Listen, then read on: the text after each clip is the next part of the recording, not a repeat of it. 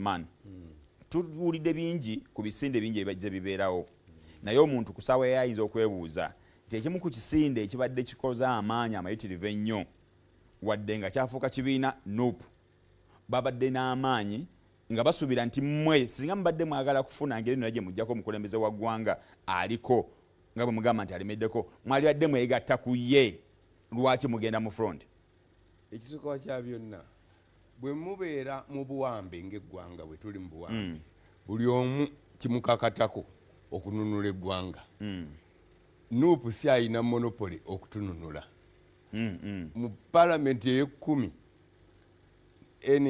FDC be baali bakulira opposition ekiseera ekyo era people power weyagirawo walabawo avumirira people power ku side y'opposition bonna bamuwa blessings ne bagamba genda maaso ne basanyuka nti ekitundu kyaffe eky'opposition kizzeemu amaanyi n'olwekyo teri muntu alina license oba pamiti olw'okuba yali ku opposition yajja okuleeta obulokozi buli omu asobola okununula eggwanga. For example bannaffe aba NUP right now batubidde ku buzibu obw'okununula baganda baffe be basibidde obwereere obwemage ne bamma n'ebbeeri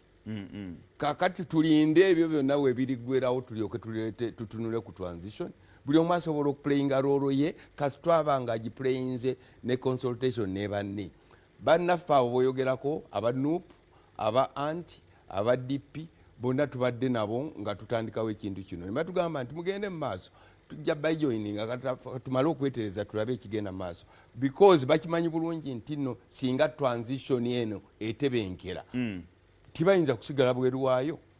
Teri muntu aliko opposition oba belonging to political party ey'opposition atalumirwa lwaki eggwanga limala emyaka egyo gyonna nga tirisobola kukyusa bukulembeze. Bukakafu ky'abantu bwe bayinza okuba nabo bw'otunuulira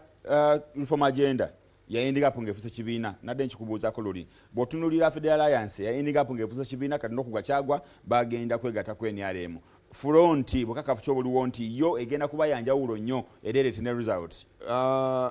Gundi President Yoweri Museveni ng'atununula naye yajjanga ekintu transition sikyo naye tiyalina buwandiike bulaga agenda bweneetambula yakoma kwogera ku myaka ena gy'anaamala ekyaddirira kukola kyayagala eneyaffe eri dimensioned obutafaananako TDA obutafaananako interparty system of government eyasemwogerere eyaffe tezze kugamba nti mukiibi yaba abeera president yaba yesimbawo ati tuli ku byakulonda ekyaffe kiri only concentrated on transition enkyusa y'obuyinza kubanga twamatidde beyond reasonable doubt twebaloya kyetwesebako ekyo beyond reasonable doubt tosobola kukyusa president Yoweri Kaguta Museveni ku bukulembeze ng'oyita mu kulonda eyo avenue nfu osobola kumukyusa ng'oyita mu kwegugunga osobola kumukyusa ng'ogendera ku ekyo recommendation abakola constitution gye baateekawo mu article 3 singa ogikola obulungi ng'olina ne support y'abanno omusajja ajja kunogoka yekka akwegayire n'okwegayirira nti tuteese n'okuteesa front ku ssaawa ya leero ekulemberwamu Dr. Kano Kizza Besigye amaze enfunda ena ng'abeera ku ballot paper ogwo nako si musango si musango kubanga owamalawi ndowooza yamalayo si musango n'omulundi n'ogumu ate n'ekirala ye ku mulundi guno kantangaze ku kino Dr. Besigye yali aganye n'obwa chairman ffe twamuwaliriza nti afo gwe Katonda yakuwa ekitone kya mobilization kitukwetaagako is the capacity bwe tuddako emabega katono nnyo mobilize the population nga tudde kutonya emabega ani aliisa ekirowoozo ky'okukola front ffenna twali wamu abantu nga 6 abasookera dda ne tutuula gwalinga ku 12 tugamba tukole tutya ku mbeera eriwo mu ggwanga embeera eriwo mu ggwanga eyasookera ddala yegamba nti tosobola kukyusa bukulembeze nga Museveni akyali mu buyinza tosobola kukyusa President Yoweri Kaguta Museveni ng'oyita mu kulonda kati Uganda tugiddukemu tugende Malawi tugende Botswana awali emirembe titusobola giddukamu ate tetusobola kusuubira nti nno abali ku opposition at the material time bebokka balina solution ey'okutulokola for example 1981 ng'okulonda kwa bonna kuwedde ani yali awangudde okulonda yali DP bwe twakitegeerako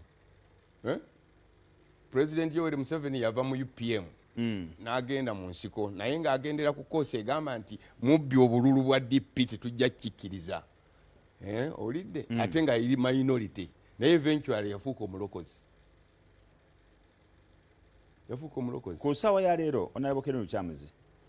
abantu ababalaba oba eddoboozi lye balina bo balina obweraliikirivu bwa mulundi gumu. Gwotugambye nti Kano Kizza Besigye teyayita na kwagala naye totubuddani anigo mali mutaddewo before ye totubudde muntu oyo nnyo byonna naye yali aganye. Naye abantu bataga okumanya ensonga ezo olw'ensonga ze zigenda okubawa trust nti kino kye mukola tekiriwo kumenyawo oba the force ebadde eriwo nga y'amaanyi. Ate ensonga eyaffe eri documented. Ntuzze ku byakulonda nga bulijjo bwe tutera okukola. Si kya ballot paper. Era ffe transition bwetoola awo wetukoma tuteekawo ne remedies ezigamba mu buwandiike akatabo kakano mu buwandiike akatabo kano anti sooka owulirize nga tugamba abakulembeze ab'oku ntikko mu transition government oluvannyuma lw'emyaka ena tibakomawo nti beesimbewo okulondebwa kwa bonna baba bakomyawo katono nnyo.